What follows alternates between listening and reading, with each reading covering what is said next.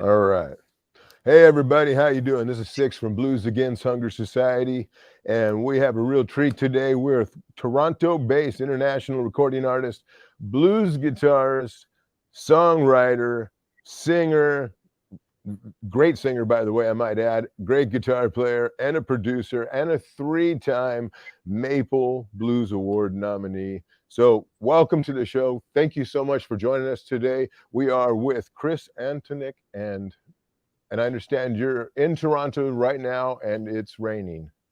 Yeah, well, it's wet. I mean, it's snowy, rainy. So it's we got a little early snow this year, but it's cold nonetheless. But it's doable. Cold nonetheless. Yeah. But I want to talk to you about your album because I really like it quite a bit. It's a wonderful album. Thank you. It shows an amazing diversity. Oh my goodness, it really pulls in and crosses genres and decades for that matter. I mean, but it pulls them all together and strings them all together very, very nicely. So I want to, but before we get right into Morningstar, can we back up a little bit and just kind of give me a quick cliff notes maybe on the process of what got you to Morningstar with your first three albums? I mean, was there a learning process along the way, or some things you learned that got you to what helped to create Morningstar? Yeah, I think it was 2010 when my first record came out, and I was people might be surprised to know I was already 35 at that point. So I'm kind of a late bloomer, but the first record came out because it was, after doing session work and being just sort of, playing locally in blues jams and blues cover bands and all that kind of stuff. In order to really do what I felt I needed to do, I needed to write my own songs, which sounds like common sense, but when you're at a certain point in your career, you don't realize, might not realize that. So 2010, first album of original material. And then from there, opportunities started coming up. And, the other two albums were 13 and 17. And all the while, I think the common thread through all of them was, we were learning. I always had a co-producer. And on this Morningstar, I had an incredible co-producer who's well known in Canada, who really took it to the next level. Derek Downhill. So Monarch, let's back it up. So let me just get from when you went from the first release, your first release, was that you 100%? Did you produce it yourself and record it yourself and do all that? I co-produced it with my mixing engineer at the time. But the interesting thing about that record is that I wasn't singing on it. I only sang on one track. I wasn't very confident in my vocal ability then. And I pushed myself after that to start singing, and then been singing since. But at that time, I just knew that I had to hire a really top-notch vocalist to come in and do the tracks and try and take that approach. But, that can only get you so far. And so since then, I've just been developing a more of a well-rounded sort of package of things to put forward, Well, it sounds like that might even been like the precursor to what you did with Morningstar by bringing in and collaborating with other artists. So I mean, that's right. You had that, you were doing it from day one. So Better For You then how did Better For You segue in? I mean, how was that the next one? Was there any influences that followed you from the first album into the next one, or did you start clean and say, I'm gonna whole new sound? I think with this one, I mean, there's two sides to my music. There's the personal stories. All my music comes from, personal stories in my life. At that point, my first son was 3 and I was in marriage, and I was thinking sort of, Better For You, the title had referred to the fact that I might've been getting a little too selfish with my music and sort of wanting to give back and make things better for my wife at the time. Always singing about family, really. And personal experience. Musically, we wanted to move into, I guess, more Allman Brothers kind of stuff, and maybe get deeper into each of the genres maybe we just touched on. I think if you look at the 4 records, you got the first record we tried a bunch of stuff. The second record we go deeper into a bunch of different genres.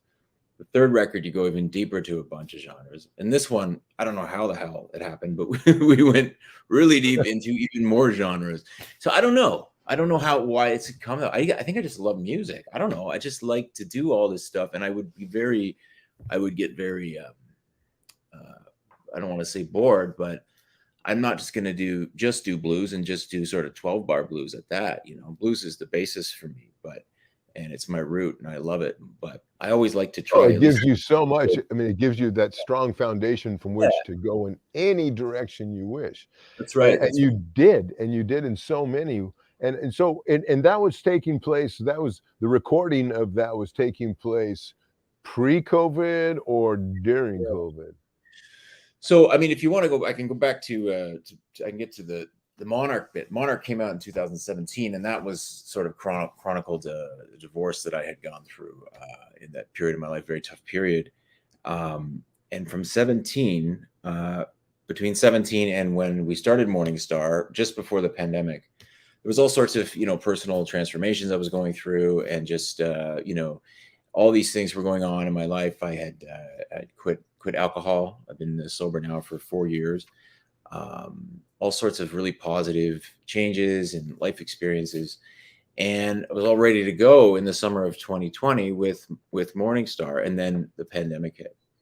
So it took us 2 years to finish. Well, it took us a year to complete production, and then another year to get the funding to do a proper, post and a marketing campaign. So is that why? Because from each, it looked like from each of the previous 3 albums, it was about every 3 years, and then this one took it the 5 years, which was a little bit Yeah, longer.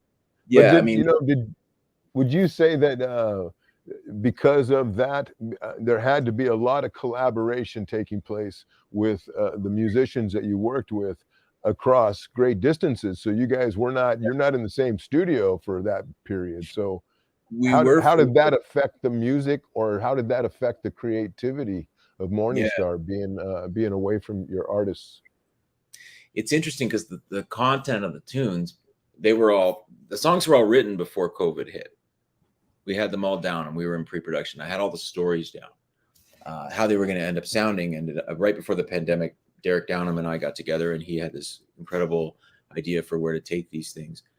And then the summer of 20, we did everything. We did, well, most of it live off the floor. I mean, with at least with rhythm guitar, drums, and bass. We got a lot of that stuff in the same room during this 2-week period where things were open, and then it all shut down. So we had to go back, and we were just at the mercy of the COVID lockdowns and the opening and shutdown of all the businesses. So, and then we did another in-studio session at the end of the year to get Grace, Learning to Love You, and We're Not Alone. Again, all with the band. But then I like to take things away and then add stuff on top after, right? As a lot of recording artists do. So it's the post-production that took, or the sort of adding the guitars, the vocals, the horns, all the other stuff. And the cool thing about the 2 year about the COVID, but if there's anything that came out of COVID, which was, I'm not saying it was good, but we had more time to stretch things out and not rush, because it was so stressful in the summer of 20. Oh my, yes. I mean, I've got 2 kids. Nobody knew what the hell was hitting us. I'm trying to make this record, and obviously the record's not, it goes down on the totem pole in terms of priority. So I wasn't in the headspace to get it all done that month. And I said, you know what, let's just stretch this out. The stress is too overwhelming. Let's take our time with this. Let's not rush this. And so that enabled us to revisit certain songs and add a few different things in here and there along the way. Because this album's a very personal album, and when you listen to it, I mean, even my first time through listening to it, I could hear that these were personal stories, that these were somehow, I mean, coming straight out of your life, one right after another, actually. But since we're talking about Morningstar, I gotta wonder why is it that I only found one reference of that title in the entire album, and it was towards the end. What was that? And Be Here Now. Yes, the one reference. And yet that became the title of this whole album. So is there some collaboration or story to that? Yeah, that's interesting. As Morningstar, I guess, and in terms of the story of the record, one of the common themes in my life since from about 17 has been finding meditation and trying to be more in the moment, present and grateful with everything around me, as opposed to always, jumping around. And I needed mindfulness and meditation to beat alcohol and to get through divorce and to get through all sorts of things that were coming at us. And then COVID, wow, what do you need? I get it. You need resiliency and you need certain skills. So the Morningstar is a word in this this book by Thoreau where he just says the sun is but a morning star. And in a meditation class that I did, workshop, they read that passage and I'm like, what's with that word morning star? So to me, it just symbolized like heightened awareness and like new beginnings, and it's got a, from a marketing perspective, if you want to look at that way, it's got, it's flashy and it's kind of future looking and it's got a sun, kind of a shiny, kind of positive vibe to it. Oh yeah. And it's morning, so it's fresh. Yeah. It's the start of something, and it's the start of something strong because it's a star, So that's really cool. I get that. Yeah. Originally we were going to call the record Community, but I didn't like that at the end. It was that was kind of weird. That was during the height of COVID when everybody was separated. And I was thinking about the importance of connection. And that's another theme of these. That subject's running through this album as well. Yeah, that's right. That's very clear. So community, let's call it that. But no, I don't think I could have pulled that off. I think it would have been, I don't know. So I just moved against it. And I just said, let's go with that one. Let's go with Morningstar. So. Well, I think it was a very good choice. Let's talk a little bit about some of the music that's on it, because I really like the music quite a bit. And it goes, I mean, it started out, from a blues standpoint, with the Wave of Stones. I loved it. I loved the riffing in there. I loved every bit of it. The vocals, it was very, very strong. The guitar playing, incredible. So thanks, man. That was that always going to be that? Because that set like right away, good, this energy. I was like, oh, okay, cool. The first thing my wife says, "Ooh, I like this guy," is right out, right from the start. I wrote that with like that style of hard blues rock, like almost borderline Zeppelin-y rock, is not typically what I do. But I needed a vehicle like that to tell the story that I was trying to tell. So I wrote the song. I wrote, the basic structure of it, the chords, and most of the lyrics. And then I got together with a guitar player in Toronto named Dan McKinnon, who's known for this kind of heavy riffage. And I said, Dan, I need your help. For me, I always put my ego at the door. I'm more interested in what the end product's going to be than saying who wrote what or who wrote that. So I'm like, I need to get here. Can you help me get there? I don't care what you put in, or if I'm only doing 30% or at the end of the day, it all averages out for co-writes. You're roughly splitting it, right? But Dan came up with that riff, and I want to make sure he gets credit for that. And then with the production, we said, let's make this really heavy. And that's where we started having more fun with the sounds and the psychedelia and all that kind of stuff.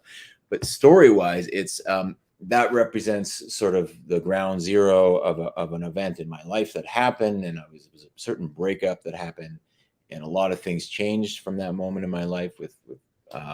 So it's kind of like it's the angry moment, and we're all allowed to feel anger. Yeah. So it's waves of stone. I mean, that's like you're moving solid mass. So it's got to have some power, waves of stone. But then, you drop down and there's so much dynamic. You had some wonderful dynamic. There was even a period, in there it's very, it was almost Floydish in a sense. It had that melodicness. I really enjoyed it quite a bit. And then you jump right into the second track, which I guess is one of the singles, is The Pilgrim. Yeah. And that took me back. That's what I was saying earlier, that you're kind of crossing some genres and you're crossing some decades, because that took me back to the 80s for sure. Yeah, that was the intention. I've had this fascination with Clapton's late 80s work and Robbie Robertson and anything, dare I say Whitesnake? No, but anything that came out in that period, I always find it really fascinating. Not to try to recreate it, but it's just some really cool sounds in there. And it's just like, a guitar player putting himself in a pop vehicle and saying, you know what, I don't need to solo for 3 hours here. I'm just going to play a nice song and I'll do a little solo in the middle. And maybe that could be my thing, because when you get to the stage, then the solos, you know, people jam and you do all that stuff. But on the studio, I wanted to have that kind of John Mayer or Clapton kind of Oh approach. yeah, You know, I like that. I think it's clean and it's cool. And I mean, it's also got a very like Keith Richardsy kind of riff to it. So absolutely, no question about that.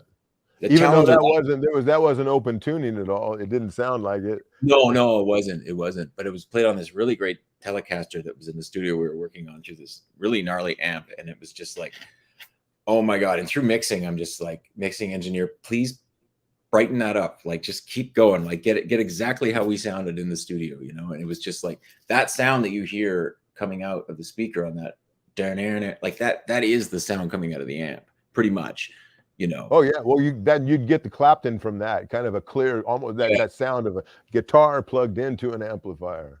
Yeah, You know? yeah, yeah. That was fun. That was a fun tune. That's a good one So these songs each night, and as we make our way through that, I'm just coming like yeah. back to the good. You could hear right away that's back to what you're saying about being transformative. That the album has a very a theme, and it's very transformative. You're talking about song after song, the changes and the improvements in yourself, or the changes that are happening in yourself or others, actually others as well. Yeah. So tell me a little bit about that. Was it about starting over? I mean, is it about it? Because it's really got a hook. Oh my goodness, it's got a. A lot of these have some great radio hooks to them that I dig. Thanks, man. Yeah, that was the intention with that one. I think I was listening to, I can't remember what Johnny Lang record it was, but there's one that he did that was like really poppy and soul R&B like, and I just love the approach on that. I can't remember. I forget the album. It's like 2016 or 17, 18 album. Anyways, it's the one where he's sitting in the car and he's kind of just in the backseat of the car. Anyway, so he had this approach of like, I want to try something like that, where it's like, okay, there's a guitar player here, right? I'm not going to put the guitar down, but there's a 3 or 4 minute hook kind of modern sounding thing going on that's kind of soulful. And what the song's about is another one of the themes of the last few years of my life, which is self-compassion, not being so hard on yourself. Oh yeah. Right?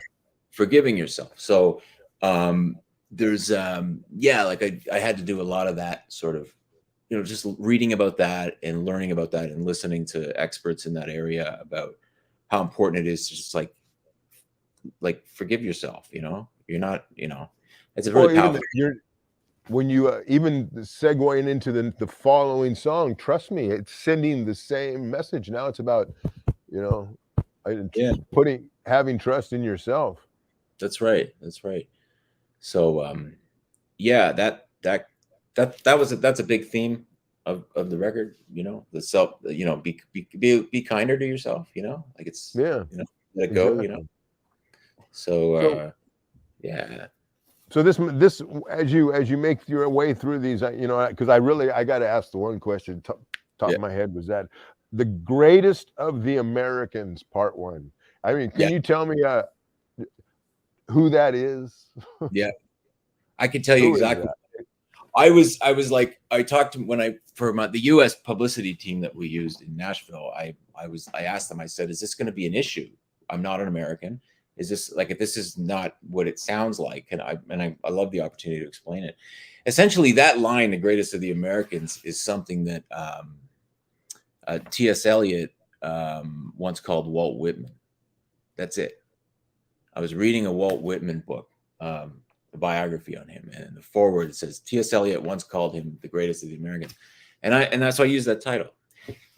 So I just thought it was kind of cool. But what the song's about is it was during, you know, I won't mention any names, but between 2016 and 2020, let's say the relationship between Canada and America was a little unpredictable.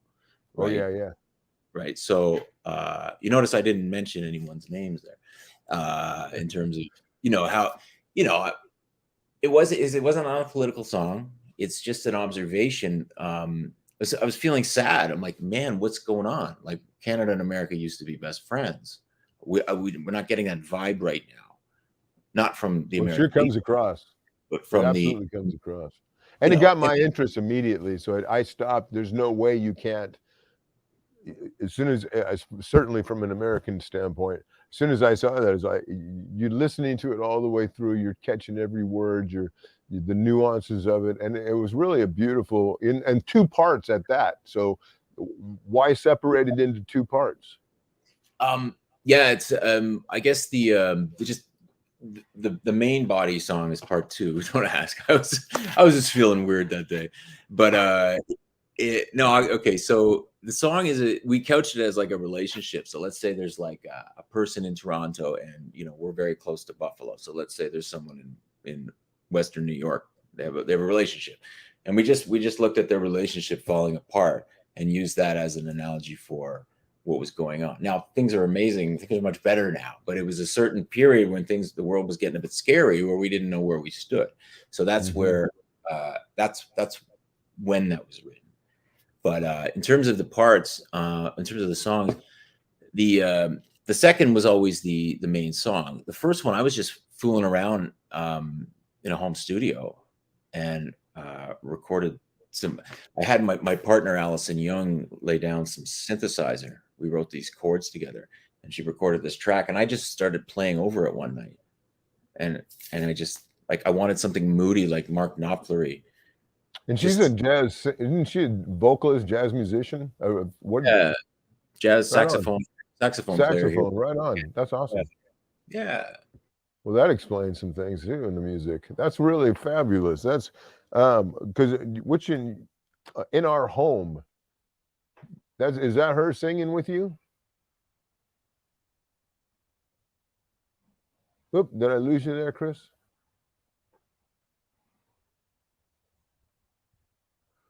I think I may have lost Chris on his side. Well, let me know. Are you there, Chris?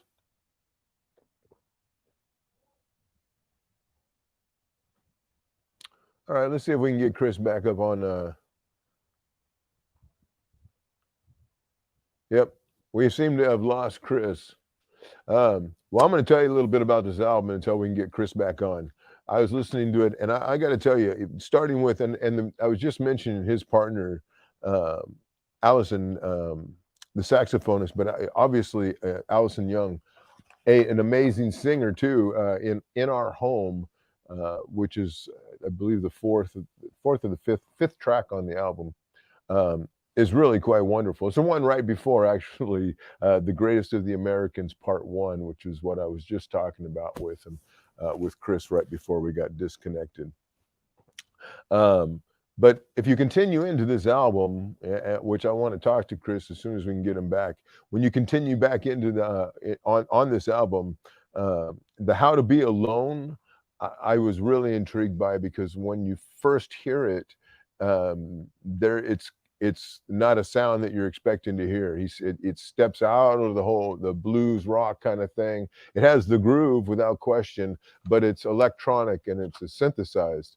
And I got to tell you, I loved it. I thought it was spectacular. I thought he did a great job with it. I've talked about that. Been really surprised that I haven't seen more artists do that. It looks like we got Chris back. Chris, you there? Hey, Chris. Don't know what happened there, but we're back in. Oh, good to have you back. I was just talking about some of the songs and the vocals, and I was asking about Allison if she was also the singing with you on "In Our Home." Yeah, that the duet and the vocals. Yeah, that was Allison. We decided to, we thought it'd be really nice to have her on there, and I didn't want to just have a backup vocal. I wanted to try like a co-vocal approach, and yeah. Well, it was nice the way you did that with the both of you singing together. I like that quite a bit. Yeah. And I kind of talked about it a little bit while you were gone, to keep things live since we were live, because I wanted to talk to you about How to Be Alone. I got to tell you, because we were listening to it in order from, the very first time we listen to any album, we always try to listen to it start to finish so we get the whole feel. And that threw me immediately with the electronic sounds. I was thinking, wow, that's completely not what I expected at all. But it was really cool, and I liked it a whole bunch.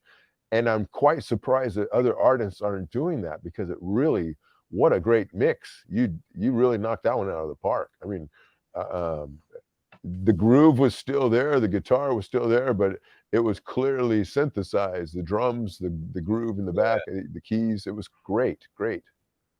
Oh, thank you. I got to give a lot of credit to Derek, who produced that song. And what happened was, we were in the studio when we did the initial bed tracks for that song. We just did a basic meat and potatoes, drums, bass, keys. Everybody rocking out those chords. And we probably rushed through it a bit. Maybe there was too much stress because of what was going on around us with COVID. And I was listening back to it, and it was never sitting right with me. I'm like, let's do something different with this. And then Derek sent me an Apple Music link to future funk subgenre, which of course is, even from Prince to Parliament, to all sorts of crazy stuff. And he's like, Chris, can I ask you to take a risk? Can you let me go in this direction? And I'm like, absolutely, let's go. I just said, let's do it. Right? What do I get to lose? I'm not gonna. That's not how most of my music sounds. But this is a recording, a studio project. You're supposed to do little things like that. And so he used a Linn drum machine, which is, I'm pretty sure it's the same drum machine that like Prince used throughout the 80s. It has that sound. Yeah, he just kind of plugged it all together, and then we added all sorts of fun stuff to it, and then. And then I'm like, you know what? My guitar solo on this is going to be really long. Is that okay? I'm like, maybe we should shorten it. He's like, no, let's just do it. So you got this like pop Bruno Mars-y thing happening, and then like a really long guitar solo in the middle. And it's like, oh yeah, no, it's great. It's great. It's great. Digest it yourself, process it, do what you got to do with it. Yeah. You know what I mean? And Prince, I mean, had that. And he was a hell of a guitar player on top of it. Yeah, one of the best. So no, well, that's do you think you'll do some of that kind of experimental stuff down the road too? I don't know. You never know. I mean, that just kind of happened out of the blue. I think you got to go with it. Yeah, I think I really got the studio, that need to sort of paint with a bunch of different colors out, and that's not possible without a co-producer like Derek, right? That I couldn't do this myself. I needed someone like him to bring this out of me and to come up with these ideas here and there and to bring out the best singing and playing. So he gets, he's integral to this whole thing. But I think next thing I do, like, honestly, given how much we went through to get this done, I mean, it'd be nice to just do a live album, Really? or just live, that's a whole nother animal, as you know. And would you since you're collaborating, it seems like you enjoy that. Who could you reach out to? I mean, who would you want to, that you haven't collaborated with, that you would say, if I really could collaborate, I would like to do something with that person? Who would that be? Oh, interesting. I don't know. I mean, there's obviously there'd be the guitar nerd wish list that I would have. There's all sorts of people that but I probably wouldn't be able to afford them. So, but I don't know. I think there's. Even my band, like, I mean, the guys I have here and just in terms of a live band, get out there and but you'd have to be after you've played a lot of shows, and that's we're sort of heading into Christmas season, and we'll be off for a while, and kids schooling is always the main thing for me. It's a tough balance, but come spring again, we'll line things up, and then maybe maybe later next year, after the van is well oiled, we just go in and do something. Who knows? Or maybe acoustic. Like, I don't know. Like, I've been listening to a lot of Willie's Roadhouse on Sirius XM. Oh, right on. Yeah. That's cool. We're getting ready to do an all acoustic show as well on December 18th. Oh, cool. Great. Yeah, I enjoy them. They're a nice break every now and then, and it changes the ear. And the audience gets into it too. I like them quite a bit. I think at this point, it's just it just took so much out of me. Like, I don't want to do that kind of. I don't think an immense project like that is good for me. Again, I don't feel that it was like it was. I needed to do it because it said so many things, but I wouldn't sign up for another 2-year, project going on during a pandemic like that with just everything, But but inevitably that's who I am. And eventually, no matter what I get into, I like to go extreme. I guess, maybe that's just, maybe that's why a live album might be a nice antidote for that. Well, you know what? I tell you what, you got some. This is a wonderful the album all the way through. Little Man, I really love. I guess Little Man is that. I understand that's about your son. Yeah, that's about my 12-year-old boy, and I wrote that a few years ago. That's actually about when I got sort of in the first sort of year after my divorce, and learning how to be a single parent for the first time, and the stress and the everything that went along with that for me, and then but then thinking, look at him. I mean, he's going through this too, and just watching how strong he was during that while I was going through a whole bunch of stuff. So it's basically it's just a tribute to him and how awesome he is, and now my other son is like, where's my song? So I got to get on that. How does that affect you? I mean, are you still a single father now? Yeah, we share custody. I mean, you have a partner, but I have a partner. What a extra demand that puts on you as a musician, as an artist. That are your kids both of younger age? How old are your kids? Yeah, they're 12 and 9. So I mean, the trick for me has always been balance, right? Like you don't see me out on the road for 3 months. That's not my thing. I can't do that. It's not the model I have. I like to put out a good recording and then say, okay, next year is going to be live, but it's strategic. Parenting's always the most important thing, and other life responsibilities, but there's ways to do it where you're going on a 2-week tour here and there, or you're playing certain festivals, or it's just the way it's got to be for me. Like those days of being 20 and playing every night, I'm too old for that. Yeah, I think that's the world we're living in now anyways, Chris. I really do. That's for all of us. Tell me what you're going to do after. I just want to go through the risk, because Be Here Now, the song, as I mentioned earlier, is the song that has the title Morningstar in it. Yeah, wonderful song. And then you end it and you close it with a beautiful ballad. Tell me about Grace. Can you? I mean, and why was that your choice to close out the album? Well, Grace, if Waves of Stone was the big sort of FU angry song for the ex, the breakup, Grace was thank you for transforming me. Thank you for coming into my life. And because we went through that, I'm sober. I found meditation. That's awesome. And I found all these things. So it rounds it out and says, instead of being like a, wah, wah, Yeah, I know. I get it. It's wow. If it wasn't for you coming into my life and leaving when you did, I wouldn't have gone through these changes. Essentially, that's all it is. That's pretty cool. So do you take Morningstar like a novel or an author would take a book or a part of their life, and it's here's a small little autobiography of myself right here. It's done, and now are you going to put it on the shelf and move forward? I mean, and write another book about yourself? Is that what's going to happen next? Probably. I mean, after the third album, I had no idea what number 4 was going to be. And all of a sudden, here you go. So the next one could be, who knows? Who knows what the next one will be about? Maybe the weather in Toronto. I'll write an album about how snowy it is here too soon in the year.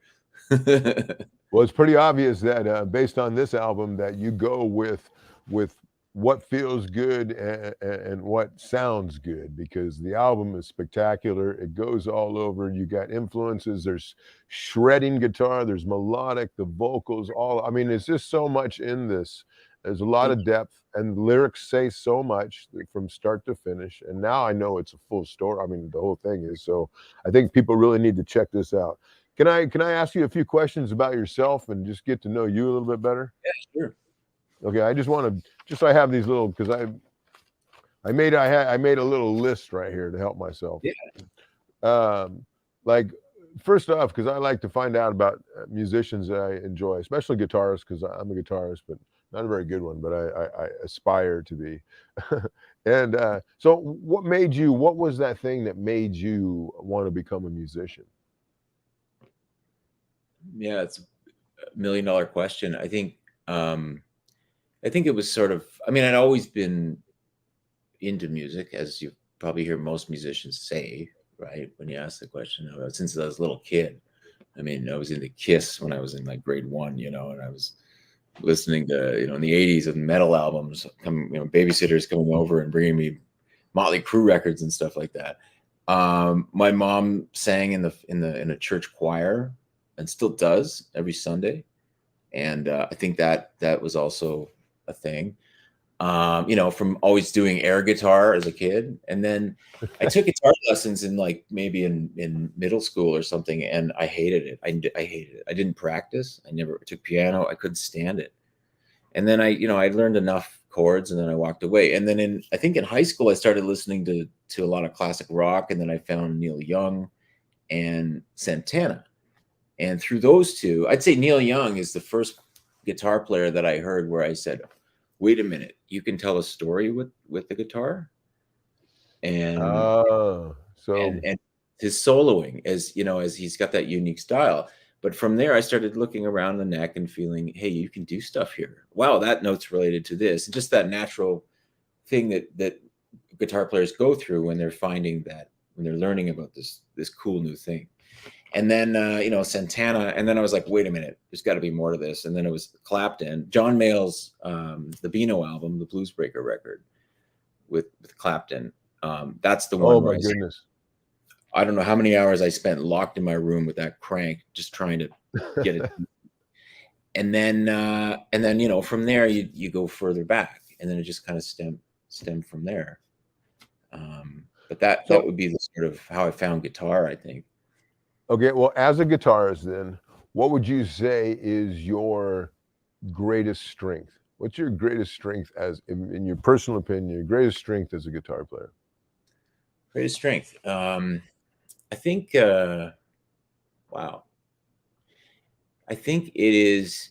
I've always tried to be a guitar player who means every note. And if there's anything that's not worth saying, don't say it. Just like having a conversation with someone, or put 100% into those 3 or 4 or 5 notes, as opposed to playing 20. So I think it's trying to stick to that. And the golden rule for me is never ever speed up unless you're under control in what you're doing, or it's just sloppy. So I don't know. I mean, I guess that's a technique thing, but I think the ability to just kind of really mean what I'm saying in less notes. I maybe some others would disagree with that, but I think that would be one of the things I've always tried to adhere to. Well, then on that same kind of note, there, would you what would you say is that one thing that you feel is kind of a weakness that you need to work on personally? It's like because I have, for Yeah. me, one of them would be the ability to maybe play a little faster. I don't, because Yeah. I don't. I'd like to, but what about you?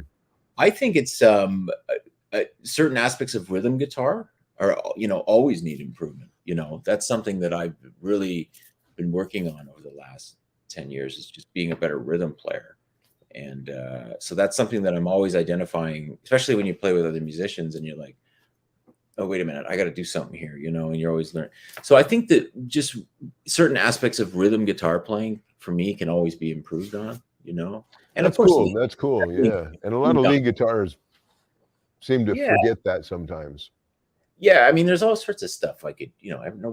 Nobody's perfect, but I think as long as if you're meaning what you're doing, then it's going to come across. Of course, you need a certain technical skill to be able to do certain things, but yeah, I don't know. There's always something. So you can always be better. Like there's no end game, right? There's no end goal. You can always be a better player. And sure, there's all sorts of things I could improve on. Oh yeah, Yeah. they're coming. They're everywhere you look. The kids nowadays just boggles my mind. I get on YouTube and there's some 12-year-old that's just, oh, forget it. It's like I'm putting this down.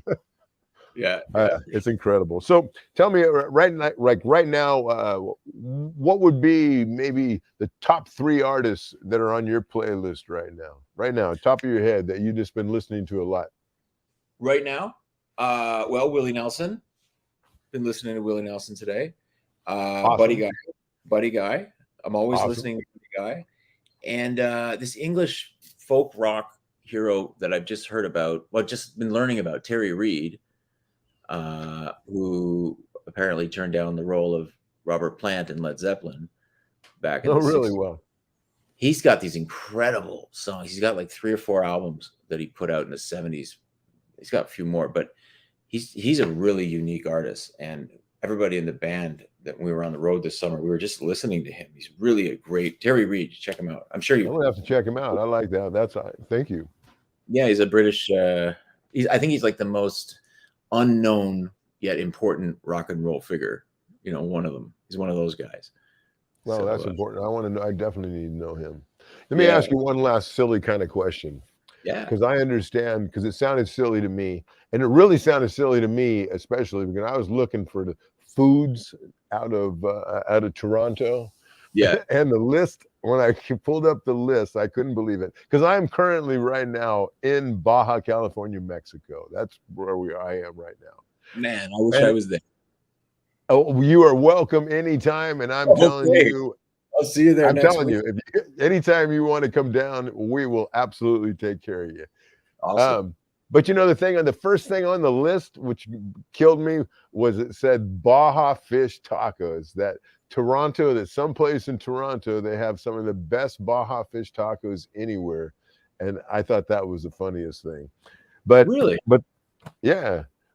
How about the other thing I thought was odd was the sushi pizza. You familiar with that? Oh man, Sushi sushi pizza. pizza? Yeah, that's weird. I mean, you can get that at any sushi restaurant, I think. I've never had it. I don't think Not it had feels it? right. Okay. Well, let's just imagine here, if you would, Chris. Yeah, Let's just imagine that you're gonna make yourself a sushi pizza right. that has that has Chris Antonik's flavor to it. Okay. Okay. So what guitar players, if every ingredient were an influence of yours, Ah, this what is good. I like this. ingredients would go onto that sushi pizza that would have a flavor of Chris Antonik? I'm getting really hungry right now. I think well, Dwayne Allman, uh, Dwayne Allman, nice. Eric Clapton, Buddy Guy, big one, BB King, and I think BB would be the dough and the cheese. He'd be the foundation. Yeah, okay, I'm with you. Yeah, Freddie King's a big one. Santana, Muddy Waters. Um, you know, Wow, you got some good. You got some old school in there too. That's really nice. I dig that. yeah, and there's all sorts of great players out there now that I love Johnny Lang. I love there's all sorts of great players out there. You can they're all over the place. And in terms of the ones that are influencing me, I mean those would be the big ones, right now.